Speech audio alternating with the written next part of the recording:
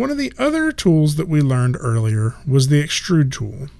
This is probably one of the most commonly used tools. If I select a face on my object, you'll notice that I can move this, or scale it, or rotate it, but I'm not actually adding additional mesh to the object.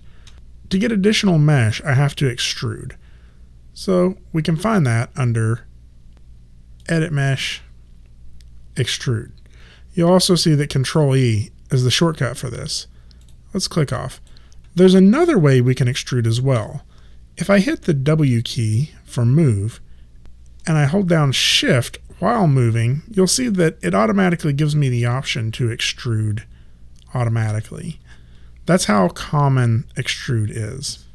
Now, one of the biggest mistakes that a lot of people make is they will hit Control E to extrude, and then instead of actually moving anything, they will just click off the object. Now, notice what happens when I hit 3 on this object now. Even though we didn't move this face, we still extruded it. If I move it now, you'll see that it has been extruded. However, what we're seeing is that these edges are just right on top of each other. If I go to this edge and move it, you'll see that all of those edges are still there. We just didn't move it.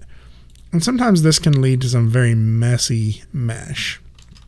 So be careful when you're extruding to not accidentally extrude and then not move your object.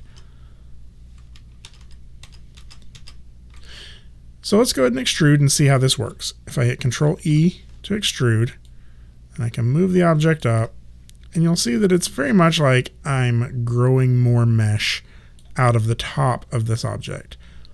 I can also add some additional divisions in here in order to make more detail.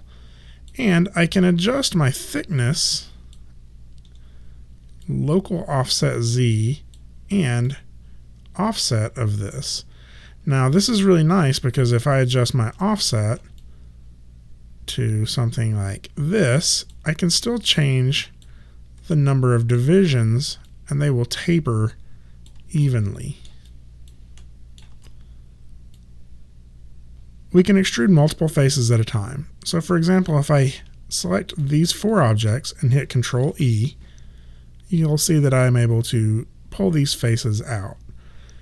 Now you'll notice this option to keep faces together, and it's currently set to on. Now if I were to turn that to off, it doesn't look like much changed. The difference between having keep faces together turned on and off is the difference between these different results. We get these separating edges in the middle that allows this to be 4 different extrusions instead of 1. And now when I smooth that, I can get a much different result. Versus if I leave keep faces together turned on and extrude these out, I get one big extrusion.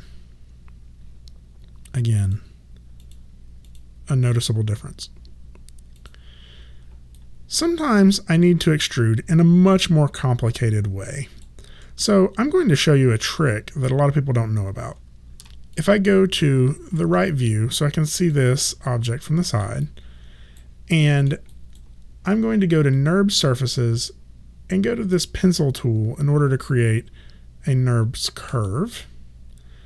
And from the top of this box, I'm just going to draw a little bit more of a complicated line. If I go back to my object and select this face, to try to extrude this shape that we've created with our curve would take a lot of individual extrusions. I could hit Control E and just little bits at a time try to manipulate this around and take it this entire path. So that could take a long time. Instead, what I'm going to do is I'm going to select this face and then hold Shift and select the curve as well. And now I can extrude. So Edit Mesh, Extrude, or Control E. And you'll notice what happens is it extrudes immediately to the very end of the curve, the place where I ended drawing the curve. But it's only extruding one face long. If I start adding additional divisions, you'll see that they start adhering to this curve, and the result is an extrusion with much more detail.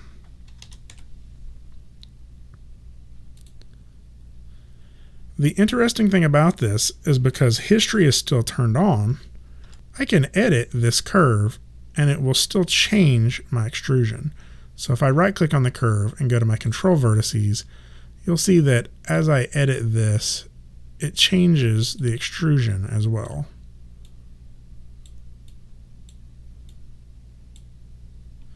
If I want to disconnect that, all I have to do is select the object and go to Edit, Delete by Type, History. Now, these control vertices, it will not affect the extrusion. Sometimes we want to extrude a different shape than we're able to get from these faces. So for example, if I were going to extrude this shape, then I get a very boxy shape.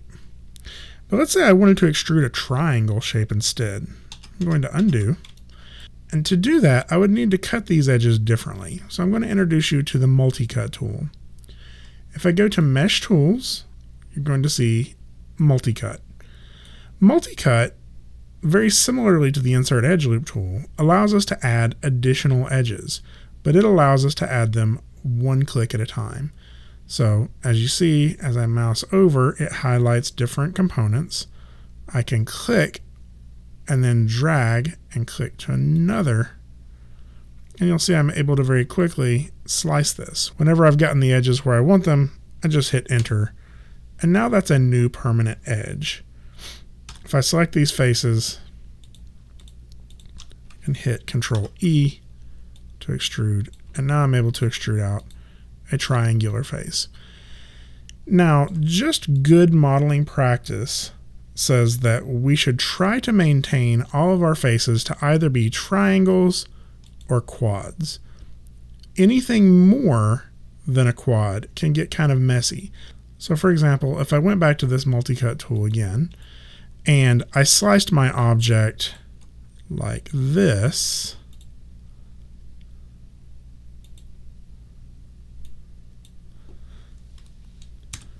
then we have a couple of problems. First, this is a quad, and that's fine. And this is a triangle, and that's fine.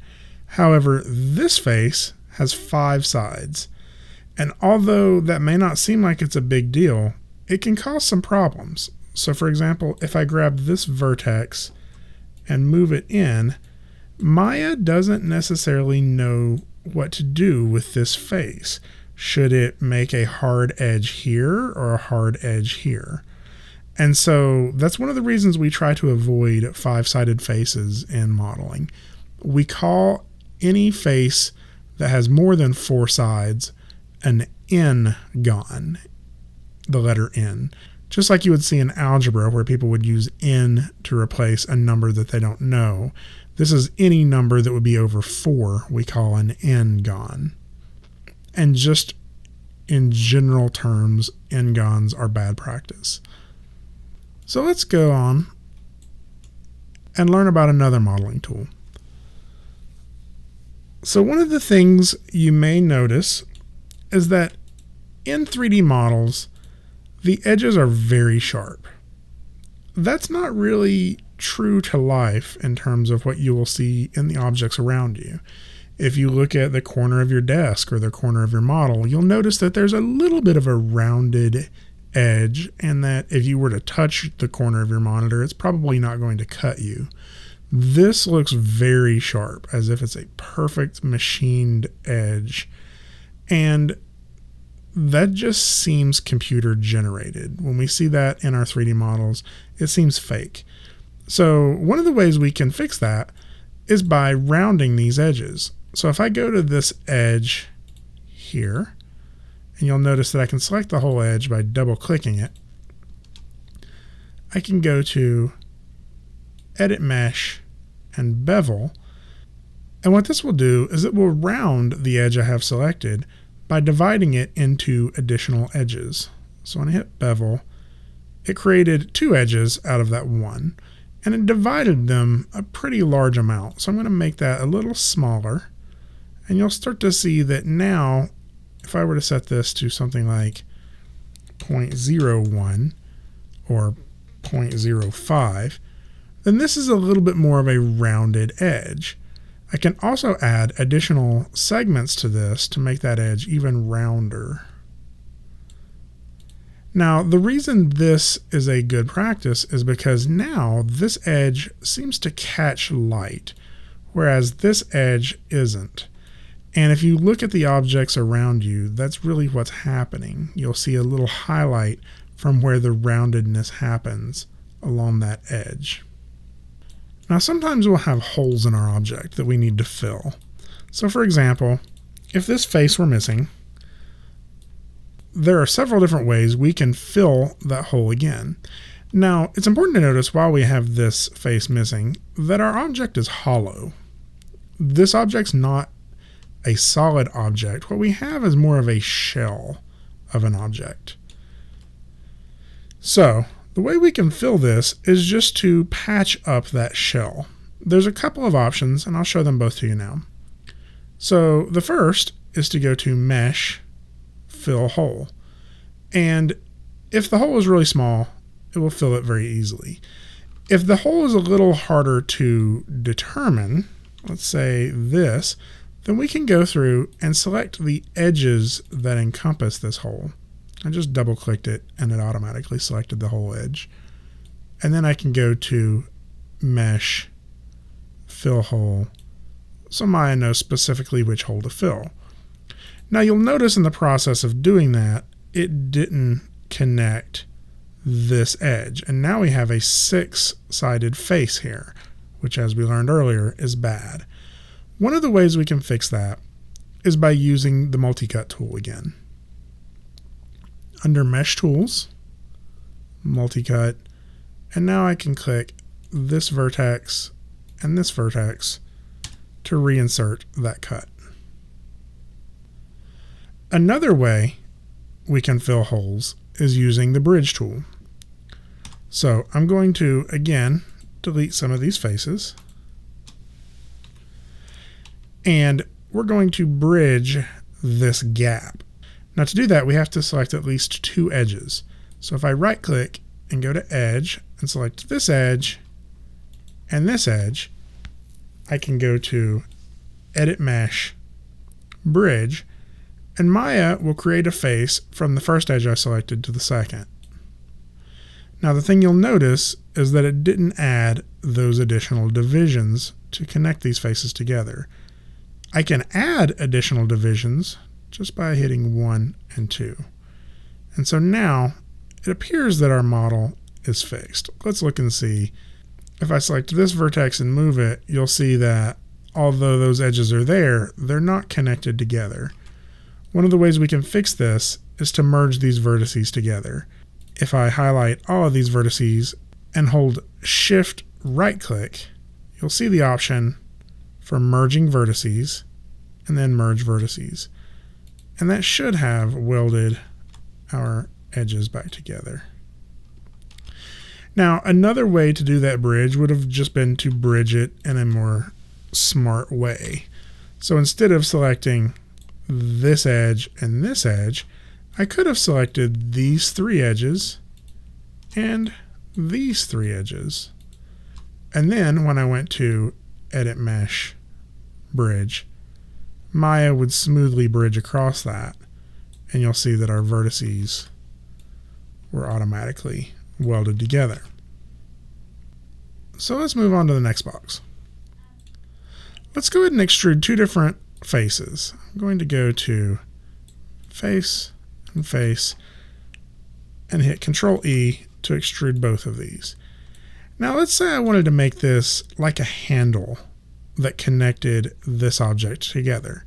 There's a couple of different ways I could do that, but the easiest, believe it or not, is going to be to delete these two faces on the end of these extrusions.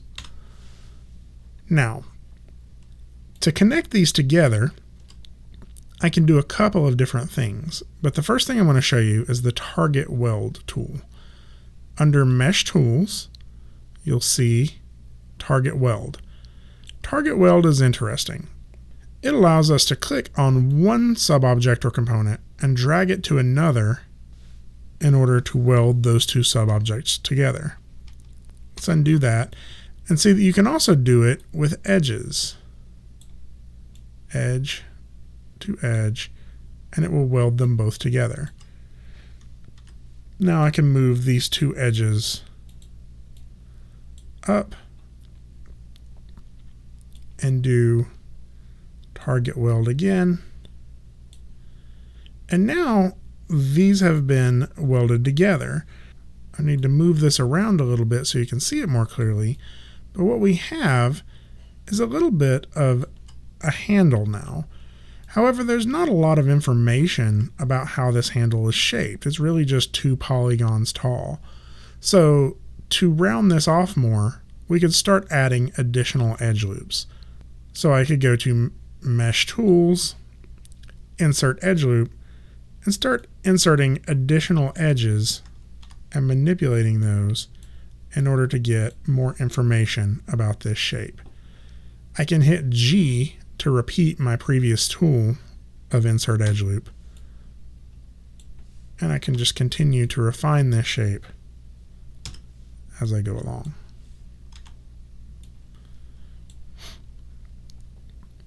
Now if I hit 3, you'll see my box has a handle. Now sometimes you need to combine more than one object. Currently I have 2 separate objects here.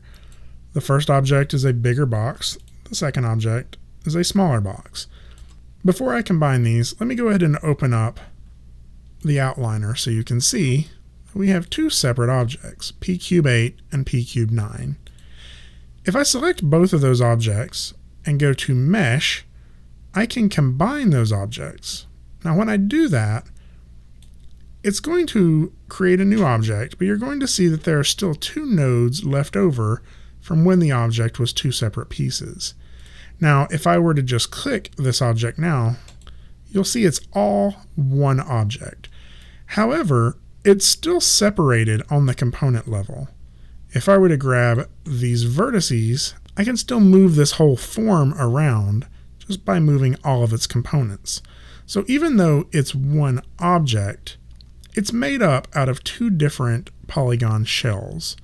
And each of these nodes still represent those original 2 shells. This is because the object retains history and remembers how it was created. So if I select this p^8 node, I can still move that object as if it's a separate object. And although that may seem convenient, it can actually cause problems later.